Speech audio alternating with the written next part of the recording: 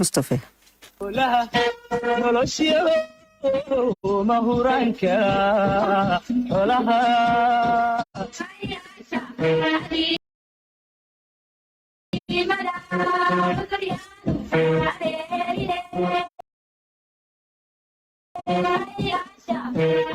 kulanti wacan dhegaystayaal naga hatiye kuna soo dhowaada barnaamijkeeni xanaanada xoolaha. toddobaadkan waxaan ku soo qaadanaynaa dameeraha iyo dhibaatada ay u geystaan bulshadu. waxaana istuudiyaha reediyo hargeysa marti noogu ah dhakhtar ibraahim maxamed dhuxul oo aqoon aad u durugsan u leh arrimaha xoolaha kana tirsan wasaaradda xanaanada xoolaha. doctore, bal marka hore waxa aad ka warantaa meegsiga ama maxaan ku dhahday xoolaha ay ka tirsan yihiin dameeruhu.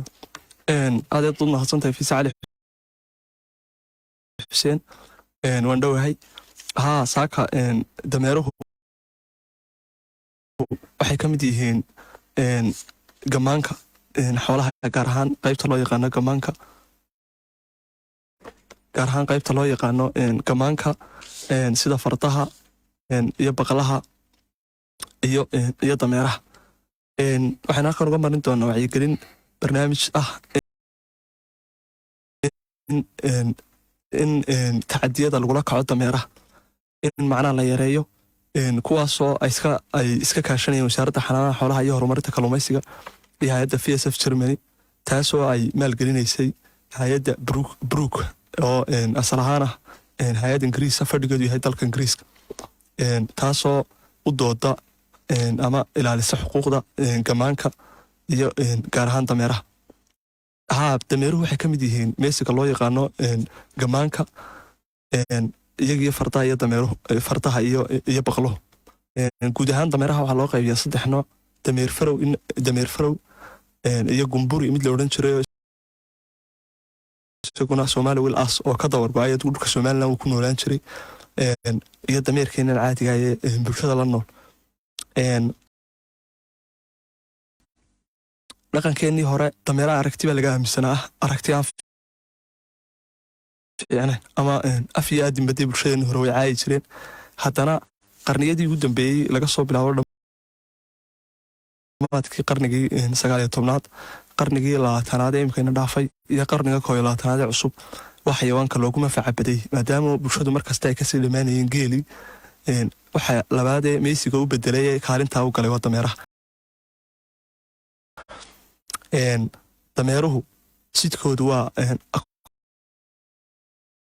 11 bilood ilaa 14 bilood. badanaa dameeruhu ma mataaneeyaan ee waxay dhalaan mid keliya. dameeraha adduunka ku nool waxaa lagu qiyaasaa ilaa 44 milyan oo dameera. waxaa jira faa'iidooyin badan ay dameeruhu inoo leeyihiin, bulshada u leeyihiin, ama siyaabo badan ay bulshada uga faa'iidaystaan, sida inay rartaan oo ay u isticmaalaan inay ku qaataan ama xaabada ama dhuxusha, ama iminka reeraaba in lagu raro ay ku guuraan, ama biyaha oo ah waxa ugu qiimaha badan ay bulshadeenu u adeegsato. oo iminka maanta caasimadda Hargeysa qaybo ka mid a dameeraha loogu dhaamiyayo u adeega. markaa saasay ku qabaan kaalinta intaa leeg bay bulshada ugu jiraan. dameeruhu kuma jiraan xoolaha ay sikadu ka baxdo, waxunbay ka baxdaa saddexda kale meesiya Soomaalidu dhaqdaan: adhiga, geela iyo lo'. markaa waa sidaa. guud ahaan warbixin kooban haddaynu ka bixino dameeraha. doctore, waa maxay haddaba tacadiyadan ay u geystaan inta badan bulshadu dameeraha? haafisay waxaa jira horta tacadiya lagu hayo dameeraha, taasoo bulshadana ay kala kulmaan. waxaa jira 5 shay oo xoolaha kale bulshadu aanay u quudhin, laakiin dameeraha ay u quudhaan. weli geeloo la caayaya arki maysid, waaba la ammaanaaba, laakiin hadhiyo habeen dameeraha iyagoo la caaya, oo intaynu garanayne maahmaaha soo aroortayba dameerahay ku saabsanta ee ugu xun. midda labaad, calaf baad iyo biyo ku filan dameeraha lama siiyo, oo waxaynu aragnaa kuwa ku shaqaysta ama dadka iska leh maba daryeelaanba. laakiin xoolaha kale, adhiga iyo geela iyo lo'da intaynu dhaqanno, waa la daryeelaa, waxbaa la siiyaa, gacantaa lagu hayaa. qofku sidii shay uu ogyaho la jecel uu ka leeyahy, laakiin dameeraha la jecla lagama laha. waqti badan baa lagu shaqeeyaa dameeraha oo imika Hargeysa waxaan arkaa waqtiyada goora dambe iyadoo lagu dhaaminayo biyo laakiin xoolaha kala saa loo isticmaalaa haddii geela marka sidaa loo soo dhaamiyo ama wax lagu soo qaado markiiba rarka waa laga rugaayo waynu ogsoonna ama qiimuhu agteena ku leeyahay xoolaha kale dameeruhu hadday xanuunsadaan lama daweeyo laakiin xoolaha kale markay xanuunsadaan waa la daweeyo ariga markiiba qofku ama dhakhtar buu yeedhayaa ama xanaanada xoolaha wasaaradda gaar ahaan way keenaanba doctor halkaan ayra dhex galo maxaa diiday haddaba in maxay tulayaga aad daweysaan maadaama uu ka mid yihiin xoolaha qaybtaayeen maxaan ku dhahdaay maxaa tiri kamaanka ayuu ka mid yihiin bal ka waran markaa kuwa maxaa inaad daweysaan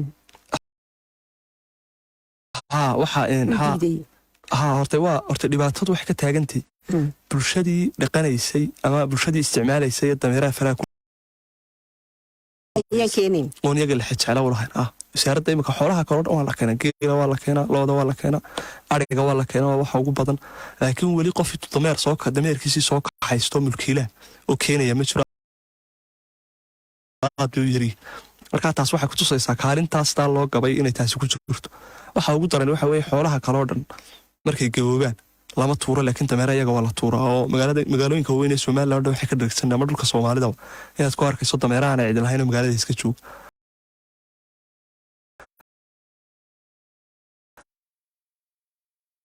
taasina waa dhibaato kale dameeruhu qaba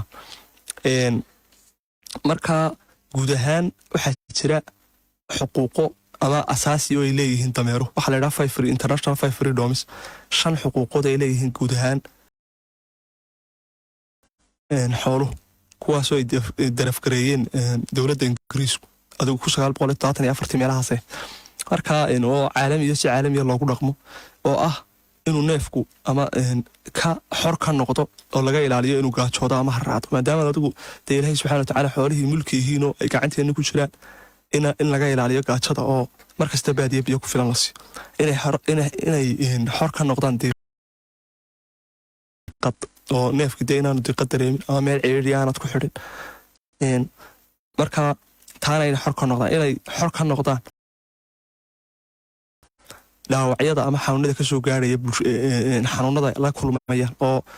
sida dadku u xanuunsadaan bay xooluhuna u xanuunsadaan markii dhibaata soo gaadho in loo gargaaro la daweeyo oo aan lagu eegan inay xor ka noqdaan inay muujin karaan dabeecadahooda caadiga waxaa jira sida noolo kastaa dabeecad u leeyahay sida inagu imika ibni aadamku waxa dabeecad waa markuu hawl qabto daalo inuu nasto saasoo kale xooluhu marka lagu shaqeeyo dameeraha in la nasiyo oo laga rogo rarka in habeenkii lagu xidho meel ammaana oo aanay ama dhaxan iyo dibadaan loo saarin ama aan dameer kale aan meel dibada lagu xidhin oo dameer kale intuu soo weeraraan halkaa ku cunin inay xor ka noqdaan cabsida iyo warwarka marka waana inta diinteena islaamku sheegayso diinta islaamku 5 qodob ee gaaladu inoo sheegayaan oo 5 diinta islaamku sheegayso inaan xadiis baa jiray nabiga calayhi salaatu wasalaam gabadh intay soo xiratay bisad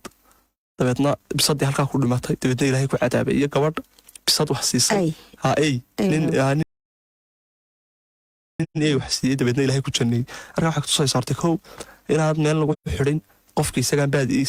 calaf iyo waxba isagaan keenin inaan la dhibin badee iyaduna waa in Allah ka tawalixsan calaa kulli shay Ilaahay wuxuu amrayaa shay kasta si ugu wanaagsan loola dhaqmo iyo inaan waxba lagu dhufano xayawaanka aan la dilin oo iyaduna ka hor oo tacaddi kala oo iminka waxaad arkaysaa mulkiilayaasha dameeruhu waxbay ku dhufanayaan caruur yaryar bay u dhiibayaan nabaray guudka ku leeyihiinoo wuxuu qaar baaba waxaana xaqiiqo intii aanu howlahan lagu guda jiray ama dhowrkii sane wasaaradda ay la waday aan aragna qof kastoo ibni aadami siduu neefka ama xooluhu faraha ku haya ula dhaqmo ayuu isaguna noqdaa sababtu waxa weeye cuqubadii waxay cuqubadu halkii laga galay caw ku hurda qofkan isle neefkan dayac markuu dayaco ee uu neefkiisa ku sameeyo haddana manaafacaatan iyo wixiisii cunayo Ilaahay baa subxaanahu wa ta'aala kala xisaabtamaya halkaasuu qofkii markaa cawaaqibkiisu ka xumaanaya marka iyadana mushkiladaasaa jirta marka kuwa xuquuqaha asaaska saasay sheegay in xuquuqdan aasaasiga ee aad doctor sheegayso xoolaha kale ma kala mid yihiin markaa dameeruhu haa oo haa sida xoolaha kale aynu sidii xoolaha kale aynu manaafacaadsanay kuwa kale aynu manaafacaadsanay aynu ilaalinay ayaa iyagana loo baahan yahay inuu ilaalino wasaaraduna imika sanadihii ugu dambeeyey 4 sano imika ugu dambeeyey hay'adaas iyo wasaaraddu waxay ka wada shaqaynayeen in wacyigelin bulshada loo sameeyo in la daweeyo oo dameeraha mulkiilayaasha dameeraha lagu amro inay wasaaradda keenaan iyo goobaha kale marmarna meelahooda loogu tago in iskuulada la tago oo caruurta iyo bulshada lagu wacyigeliyo oo iskuulada iyo meelaha goobaha dadku isugu yimaadaan lagu wacyigeliyo inaanay dadku si wanaagsan ula dhaqmaan qofka mulkiilaha dameerka iskale iyo dameeraha oo imika dhibaatooyinka la kulmaan mulkiilayaasha dameeruhu waxaa kamid ah in la caayo imika mid maalin noo sheekeynaya wuxuu ku leeyahay hadday dadku igu arkaan suuqyada anoo dameerkayga iska wada kii baska caaya dadkii wadada maraya wixii way caaya marka qofkii takoor buu bulshadii kala kulmay haddana waa la manaafacaadsanay marka wasaaraddu markasta waxay soo jeedinaysaa oo ay amraysaa bulshada inaanay dadka dhibin inay xayawaankana u gargaaraan oo ay aragti fiican ka qaataan dameeraha nabiga calayhi salaatu wasalaam dameer buu lahaa la odhan jiray cufayr dameeraha qur-aanka ilaahay wuxuu ku sheegay 5 jeer oo qur-aanka ku jiraan hilibkooda cadkooda berigii hore waa la cuni jiray dagaalkii Khaybar baa asxaabta iyagoo karsanaya ayaa nabiga calayhi salaatu wasalaam xadiis waxay ku soo degeen sida lagu joojiyay oo aan hilibkooda la cunay laakiin sidii kale manaafacaadkoodii kale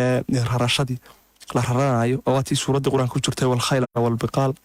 wal hamira litarkabuha wazina wa yakhluqu ma la ta'lamun hay'ad baqasha dameeraha iyo fardaha ilaahay wuxuu ku abuuray inay rarataan ayadda isla suuratu nahl waxa ku jirtay ilaahay ka waramayay haddii aan ilaahay idin siin lahayn ama aanu ilaahay subxaanahu wa ta'aala xoolaha idin sakhir lahayn aan rarataan sida awrta fardaha dameeraha iyo baqlaha waxa dhici lahayd waxa idinku qaadanaysaan ina kala kulmi lahaydeen dhibaato oo culayska ay xoolahani qaadayaan meelo fogfoga ugu qaadanaysaa inay idinku dee dhibaato kala kulmi lahaydeen halkaa geysaan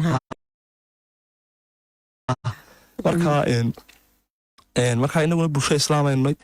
markastana waxaa muhiima intaa ay nafarayso diinta islaamka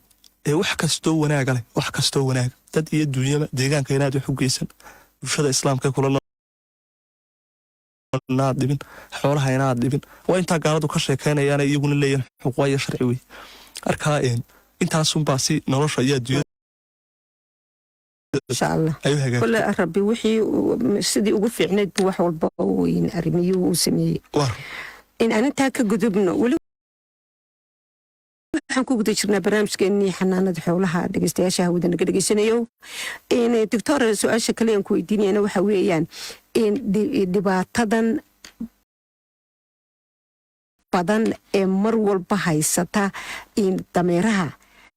maxaa idinku markaa ka qabanaysaani hadda aa wadaan horta waxaa jira waxyaaba badan iyadoo wasaaradda xanaanada xoolaha iyo horumarinta kalluumaysiga jamhuuriyadda Somaliland oo qaranka uga mas'uulay ilaalinta badqabka xoolaha iyo horumarinta kalluunka jamhuuriyadda Somaliland waxay iyo hay'adda VSF Germany oo iskaashanaya waxay sameeyeen wacyigelin kobaca aqoonta bulshada iyo tii daryeelka iyo tii dameerlayaasha lagu kordhinayo lagu siyaadinayo oo mulkiilayaashii dameeraha dhowr jeer marka ilaa adigu in ka badan 15 jeer ayaa la isugu yeeray mulkiilayaasha dameeraha iyo qaar ka mid ah bulshada sida dadka xaafadaha dadka weyn xaafadaha jooga dawladdii hoose qof ka socday saldhigyadii booliiska iyagana askari looga yeeray dabeedna waxaa la dhisay group bulshadii ka kooban oo ah si looga hortago tacadiyada lagula kaco dameeraha oo haddii la arko xaafad kasta wixii lagu arko dadka jooga ay u maamulaan oo u manage gareeyaan marka sidoo kale waxay wasaaraddu u samaysay habraacyo khuseeya xuquuqaha dameeraha oo imika maadaama aanu shulin sharci somalilan oo qeexaya ilaalinta xuquuqda dameeraha waxaa jira sharci hoosaadyo ay daraaf ay sameeyeen wasaaradda iyo hay-addaasi oo iska kaashanaya kaasoo la doonayo in lagu shaqeeyo inta sharciga caadiga la soo saarayo xuquuqda xoolaha jamhuuriyadda somalilan markaa habraacaasna fidin baa lagu sameeyey oo wasaaraddu waxay u samaysay inta la isugu yeedhay bulshada qaybaheeda kala duwan ee ay arrimahaasi khuseeyaan ayaa ay wasaaraddu arrinkaa sidii loo hirgelinaa kala tashatay oo looga warramo qaybinta calaf dhowr jeer wasaaraddu waxay ka caawdaan mulkiilayaasha dameeruhu inaanay haysan ama shaqadii maalintii ay shaqaynayeen lacag ku filnaanay kala soo bixin ama inay u baahayiin in la kabo oo laga caawiyo calafkii wasaaradda xanaanaha xoolaha iyo hay-adda fs german iyagoo iskaashanaya dhowr jeer waxay calaf siiyeen mulkiilayaasha dameerada gaar ahaan gilli taasoo dabeedna iyaduna gaab ka caawinaysa in dameerkiina magaranaysa dee jismi ahaanba dee neefkii uu wanaagsanaado dee marka la siiyo calaf ku filan victoria markan ay ka soo go-ayaane intay xooggiisi dhammaystaan ay kaga tegayaan waddada maxaan ku dhahdaay bal ka warantaa maxaa taa ka odhanaysaan arrinkaas waa tacaddi waxaana wasaaradda xanaanaha xoolaha iyo horumarinta kalluumaysiga iyo hay-adda fs germany iskaashanaya waxay sameeyeen in gobollada qaar ka mida galbeedka gaar ahaan gobolka gabiley in community bulshadii laga dhisay intay isu tageen dameerihii gaboobay ee magaalada lagu dhex turay ta la ururiyey dabeedna la geeyey seerahan banka wajaale oo halkaa ciidanku ay ku ilaaliyaan halkaa ay ku nool yihiin marka waa tacaddi qofka ibni aadamka neefkii intaasoo sano uu ku shaqaysanayay inuu sii daayo waddada ku tuura waa dee waa mashaakil marka wasaaradda xanaanaha xoolaha iyo hay-addaasoo iskaashanaya waxay sameeyeen inay u sameeyeen dameerlayaasha inay ku sameeyeen rarkan ay adeegsadaan oo birahay u adeegsadaan dhabarku bira ciriiri ay ahaayeen biro nafisay u sameeyeen oo kabaal caadiya oo aan neefkii iyo bahalkii toonha aan waxba yeelin sidoo kale waxay u sameeyeen xarumaha dhakhaatiirta ku qoran xarumaha qaarkood sida imika aad waxaa loo adeegsadaa dameeraha oo ay somalilan bariga kaga badan yihin gobollada galbeedka inkastaan beri dhowdba ku arkayay imika bishii labaad goboladan xeebta oo aad biyaa loogu dhaansadaba ceelsheekh iyo xaggan ilaa markaa waxaa la sameeyey in dhakhaatiirta halkaa jooga tababara la siiyey sida loo daweyn lahaa in mulkiilayaasha dameerayaasha laftooda la siiyey siday u maamuli lahaayeen hadday arkaan dhibaato oo habka ugu fuday u daweyn karayaan iyo siday kula soo xiriiri lahaayeen wasaaradda xanaanaha xoolaha gaar ahaan imika wajaaloo kale waxaa loo adeegsadaa meel kasta dameeraha waxaa loo adeegsadaa wax gaara wajaaloo kale imika maadaamay magaalo ganacsiya tahay waxa ugu badanee wax lagu qaadaa waa dameeraha iyagoo laba isugu xidhan waad ku aragtay marka inaan wax ka badan tacadiyadii dameerka lagula kacayay waxaa ka mid a in neefkii wax ka badan aanu qaadi karin tankiisii la saaro marka taasina waxay ka hormaysaa dhaqankii wanaagsanaa iyo xuquuqdii xoolaha wuxuu xadiiska nabiga caleyhi salaatu wasalaam yarxamuku fi lardi yarxamuku fi samaa dhulka isaga naxariista ilaahay samadoodii ka naxariisanaya maxaan ku dhahdaa ka waran dowladoo kale satal ma ka dhigi kartaa ma cayimi kartaa inta loogu talagalay inay la saaro horta waxaa fiisay waxay isweydiinle su-aal waxay ka taaganta horta neefka dameerka goormaa la rari karaa se dameerku insu ku qaangaara dameerku wuxuu ku qaangaaraa 3 ilaa 4 sano weliba waxay ugu fiican yahay 4 jir markuu yahay in la raro markaas xooggiisa jooga marka qaaditaankiisuna waxay ku xidhanta kolba calafka inta la siinayo inkastoo daynu garan karno kiilo ahaan intuu qaadi karo laakiin haddana hadduu dameerkaasi si jirkiisa u joogay ku xidhanta marka waxaa muhiima in taa wajaaloo kale waxa la sameeyey guddi isku dhafan oo mulkiilayaashii dameeraha mulkiilayaashii iska lahaa bakhaarada wax lagaga soo raro oo bakhaarka hadda qofka wax iska leh iyo kan uu kireysay alaabta raranaya inaan la saarin wax badan oo haddii ka dameerle uu yidhaahdo wax badan baa ku qaadaya kii bakhaarkii alaabta raraya uu ka joojiyo yidhaahdo dee anigu alaabtayda dee kaa saari maaya in go-ano neefkii intii aan waxba yeelin qofku laba jeerna u soo noqdabe la saaro taasaa muhiim. laakiin magaaladu hadday imka caasimad ay noqoto riyahana laga saaro ka waran inta badan laamigeedna aad aragtay oo gaadhiyadu ay ku badan yihiin sideeba dameeradu markaa usii jiri karaan. horta waxay isweydiin lafaysaa wax kasta waxaa la idhaa salaad kasta waqtigeeda la tukadaa. baahi joogta maanta ah Hargeysa waxaa biyaha weli hay-adda wakaaladda biyaha ee Jamhuuriyadda Somaliland weli imika waxay wadaa xiriirintii beebabka weli beebabkii badankooda waa la dhaadhiciyey weli laakiin maynkii laguma wada xidhno layskuma wada tallaalin. marka intaa aan weli hortay aan arrinkaasi dee maalintu dhammaado waa koota kale oo maalintu dhammaado ee dadkii biyo wada helaan biyihii soo gaadhaan markaa danba dee way u joogsan doonaan oo halkaa gaabkaasi u buuxsami doona. markay in badan kulamo la yeeshay marka la eegay hortay xaqiiqo waxaa ah in dameer magaalo jooga oo lagu shaqaynayo oo weliba buurtaa dee Hargeysa oo kale oo subax leela dee lagu shaqaynayo qofki inuu dhibaato inay soo gaarso shaki kuma jiro. xalka ugu dhow waxa weeye qofka mulkiilaha dameerka iska leh intuu dameerka leeyahay inuu isagana intuu ku shaqaysanayo inuu wuxuu ka shaqaysanayo meel oo uu iska iibsado imika tusaale ahaan oo kale inuu iibsado intuu lacag urursado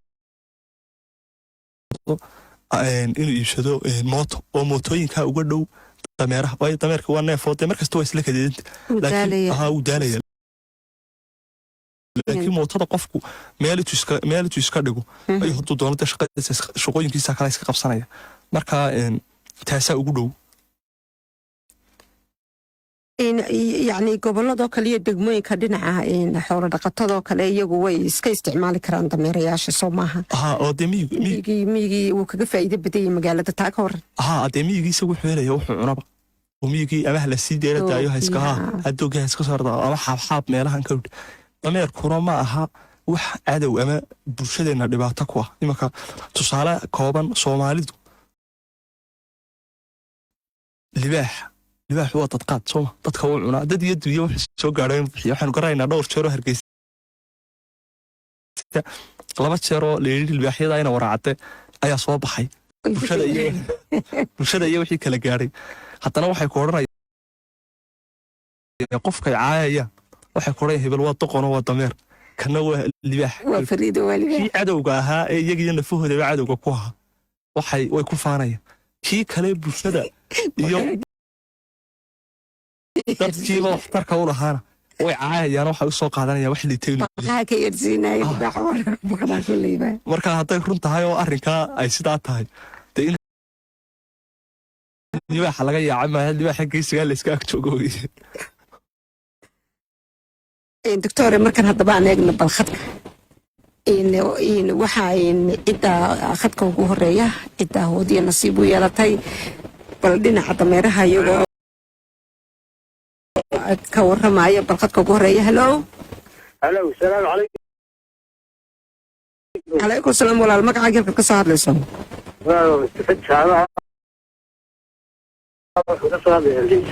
waan ku soo dhaweynaynaa walaalo. waxaan ku yiri xalgan xilligan la joogo kulle joogo sida doctorku sheegayba dee kulle wuu dhameeyey hadalkiiya laakiinse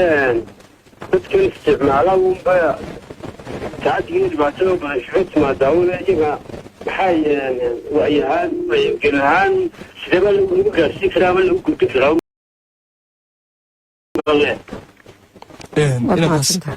inankaas uu mahadsan yahay ka soo hadlaya magaalada Hargeysa. waxaa jira dhibaato badan oo waxa ugu dhoweeya bulshada dhibaatada ku haya dameeruhu waa mulkiilayaasha dameeraha owners oo ah dadkii isugu dhawaayay xeeladaha. marka wasaaraddu waxay samaysay iminka gudoomiye iyo gudoomiye ku-xigeen in la maarig gudoomiyaha Hargeysa ka dameeraha gudoomiye iyo gudoomiye ku-xigeen bay u samaysay xafiis bay leeyihiin iminka xaggan ku yaala xaafadan Kilalka ama xaafadan gacan libaax. marka iyagu iminka waxay samaysteen guddi isku xiran oo ah kooda horta iyaga dhowr jeer iminka bilihii tegey 3-4 jeer baa loo yeedhay oo tababaro loo qabtay gudiyada iyo xubnaha ay iska soo xuleen degmooyinka xaafadaha Hargeysa iyadoo lagu wacyigelinayo ilaalinta xuquuqda dameeraha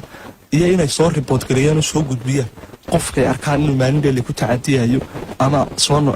qofka kayskiisu soo noqdo ee dameeraha ku dhibaato si qofka looga qabto ilaa qofkaas cuqubo naftiisii iyo xoolihii iyo bulshadii wixii cuqubo ku hayo marka saasa ugu dhawo halkaas saasa wasaaradda arrinkaas saasa uga qabanaysa aad baad doctor mahadsan tahay hello khadka xiga عليكم السلام ورحمة الله وبركاته سو دhowaal magacaaga halka ka soo hadashay su'aasha dhakhtarka weydiinaysa inta baysa waa Cabdi Axmed Cali oo jooga magaalada Isaaro kamid ah gobolka Gabiley aan ku soo dhaweynaa walaalo waxa weeye faa'iido waxa leeyahay dameero haye dameeraha alaada mid baa iga xaga beesho haye wala garay noqoto xalufti way mar haye waxa weeye halka joogna abaar baa ka dhaxdo 2 sanadood beeruhu waxba kamay bixin abaarna way ka jirtaa haye tuulada lagu dhawey markaa daameer u doontaa haye daameerkii ay doonayeen dameerihii guriyihii bay galayaan haye guriyihii haweenkii markay wixii meesha duukaa yaalla ay ka xumaan maalin walba daxwe iyo dagaal baa layla yimaadaa haye xoolaha lahaydna inaad waraabada xidadee nafti weydiin weydo haye haddana dameertaa laagara iga noqotay wixiina waxaad qabanaysa mahay lagaa iibsanayana ma aha haye dictoorka waxaad weydiin lahaa wixii ugula talin lahaa mana salaamin wasaaradda xanaanaha xoolaha iyo horumarinta jamhuuriyadda Somaliland waxay xafiis iyo qofka uga mas'uula gobolka Gabiley ee inankaasi joogo inaan la yiraahdo Cali Bashiir marka wixii caawimo ama wax tara ee inankaasi u baahan yahay ama caafimaad ha noqdo neefka in dameerka in lugtiisii haddii ama ciddadu ku baxday ama dhibaato kale jirto sidii loo daweyn lahaa inanka Cali Bashiir ee suduuha gobolka la xiriir Cali Bashiir baa la yiraahdaa kulli reegabile waa in soo taqaano hadii xafiisna wada way xafiiska wasaaradda xanaanaha xoolaha gobolka Gabiley magaalada ku yaala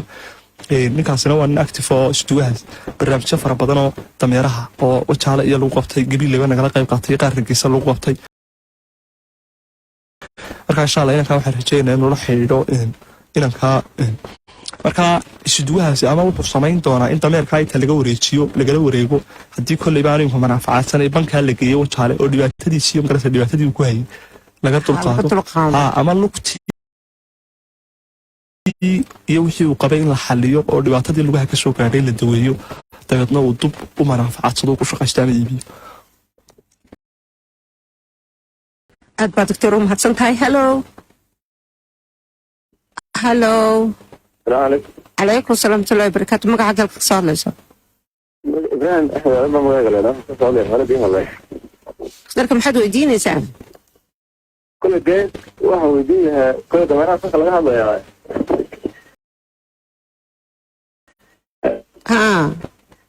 inaan kule dadku bahala kaimka iga soo sheegteen nabadda asiro ma dayactirto haye marka dadku intay darartaan waa la xiraadin idinkuma ilaaliso ilaalintooda aad looma ilaaliyo haye marka kule waa noolo xoolaha inbitay ka mid yihiin kule waa nafli haye marka subxaad isaga aadan la siiyay arrinka wax looga qaban lahaa dee lagu gaarsiin lahaa aad baad mahadsan tahay inanka ka soo hadlaya haleeya aad u mahadsan yahay kaalinta wacyigelinta bulshada ama dhibaatooyinka taagan ee wada ognahay isla wada dareensannahay waxa wasaaradda kaga aadanay ka gashay kuwii xanuunsanayay wixii horta in wacyigelin bulshada loo sameeyo oo saan sheegayno ururo badanna waa ka shaqeeyeen wasaaradda ruqsad siisay wasaaradda xooluhu waxay u baahdaan ay ka taageerto ururka Hones BCA oo in doctor Khadar la uu daweeyo markasta wiilkii bishii 2 jeer uu maro qasabadaha Hargeysa dameerayaasha ururka loo isagana la Saawa oo wadan iyo doctor Cali Dheerin la haysto iyo ururkan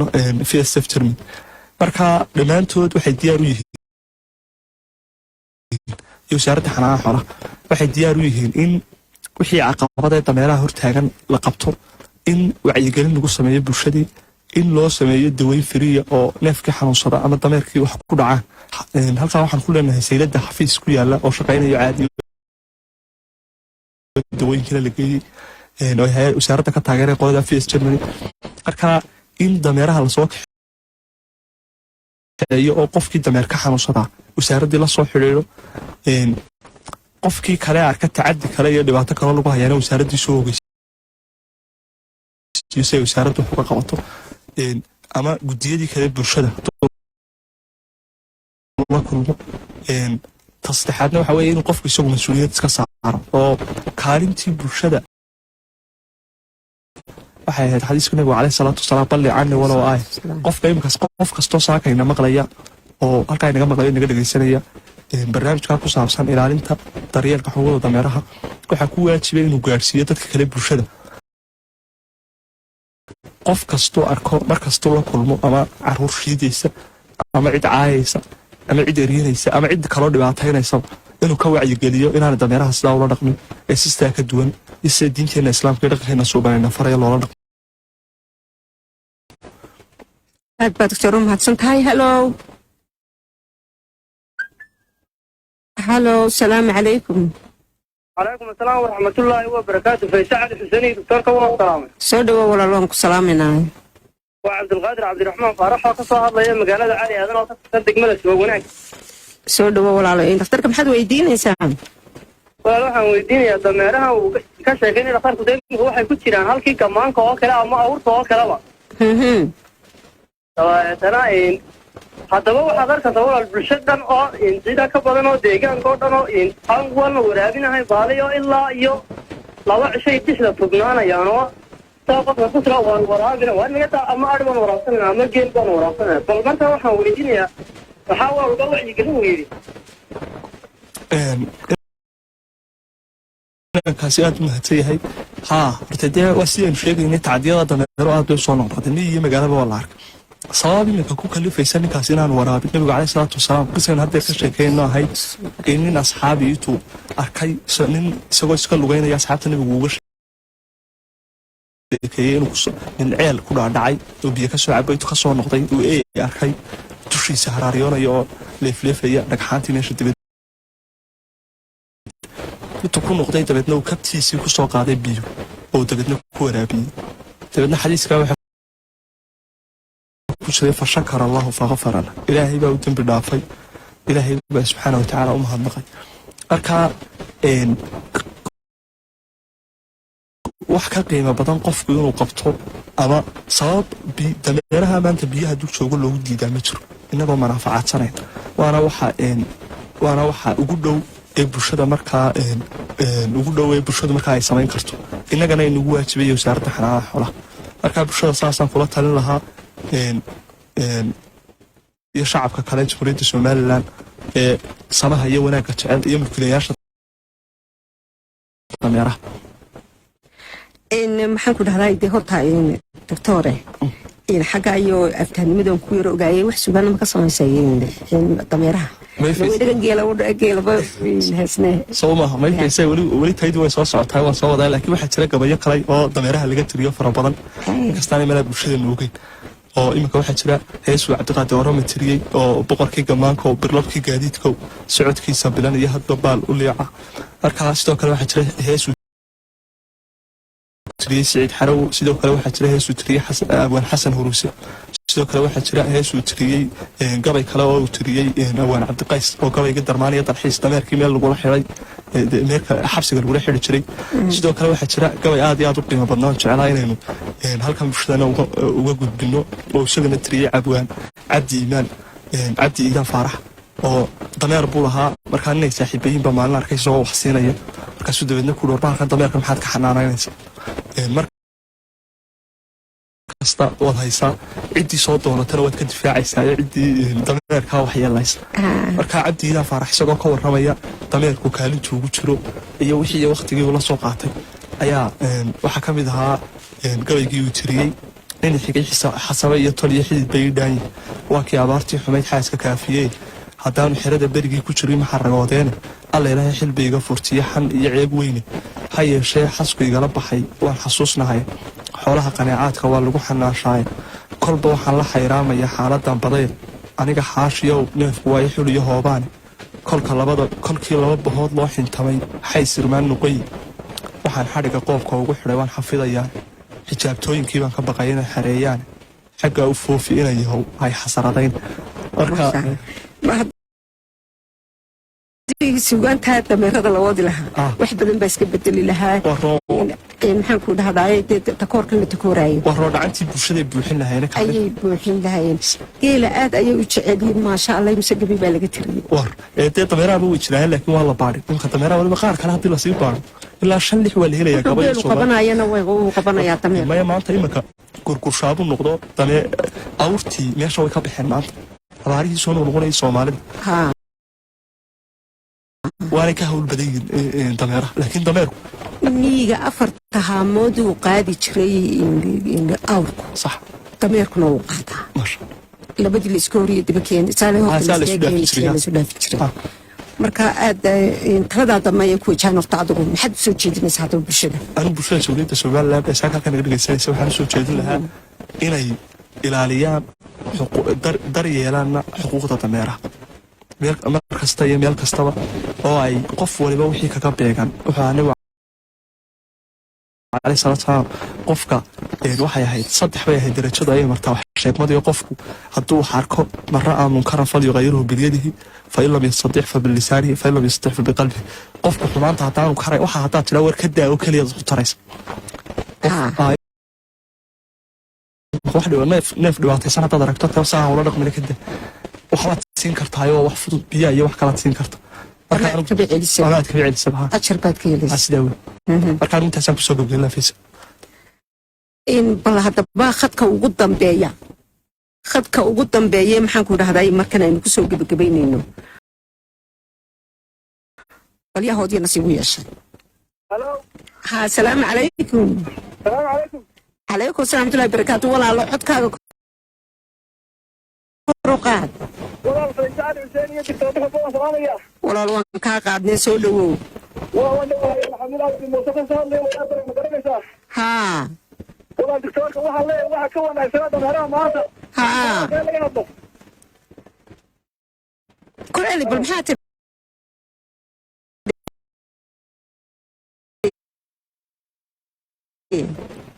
dameeraha maanta laga hadlayo ha waxa fiican xoolaan kale alaasay laga hadlo ha xoolaan kale geel yaar iyo loo hadlo ayagana waynu ka hadalnaa mar walba kaasi aad u mahadsanyahay imaka hawl baa socoto watan wasaaradda xanaanaha xooluhu iyo madaxtooyadu waa kuwan iyago iskaashanaya dadkii iyo xoolihii si loo badbaadin lahaa dadkii xoolihiiba sidii loo badbaadin lahaa qorshahoodii waa tan ku jira waa kan madaxweyne ku-xigeenka goboladii bariga iyo galbeedka oo maray iyadoo lacag lagu wareejinayay barsaabadii gobolada maamulkii joogay xoolihiina sidii calaf waatii la siinayay baadiyo biyo ku filan imika waaba la wadaayo waa biyooyin biyo dhaamin waa taa la wada dadkii xoolaha sidii loo gaarhsin lahaa marka qorshahaas waa qorshe ay dowladdu leedahay si fiican baanu maraya insha allah waxaan rajaynayaa imika birihii gugaa la gelaya in ilaahay subxaana wa tacaala roob khayr qabo baa rabbi inoo keeno gacanta ilaahay baa lagu dharkaayay intaas ayaan dhegaystayaal kusoo gabagabaynaa barnaamijkeennii xanaanada xoolaha barnaamijka midda waqti kale intaynu ku kulmi doono waa dhakhtarkii anigoo idinku dhaafiyay nabadgelyo ammaano allah ismaqal dambe oo xiiso leh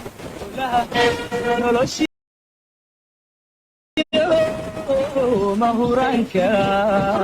xolaha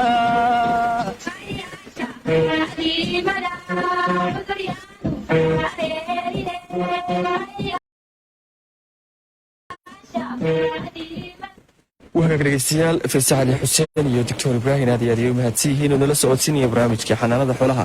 subax wacan oo wanaagsan dhegeystayaal meel kasta joogtaan radio Hargeysa codka Jamhuuriyadda Soomaaliland ayaa naga dhageysanaysaan inta ka hadhay 8 iyo barka subaxnimada dhegeystayaal hawada ayaynu si toos ugu wada jiri doonaa dhinaca barnaamijyada ayaynu ku sii soconaynaa waxaad ku soo maqan barnaamijka qiimaha badnaa ee dhaqanka diinta islaamka Sheekh Cabdiraxmaan Yaasiin Jaamacadeed la socodsiin doona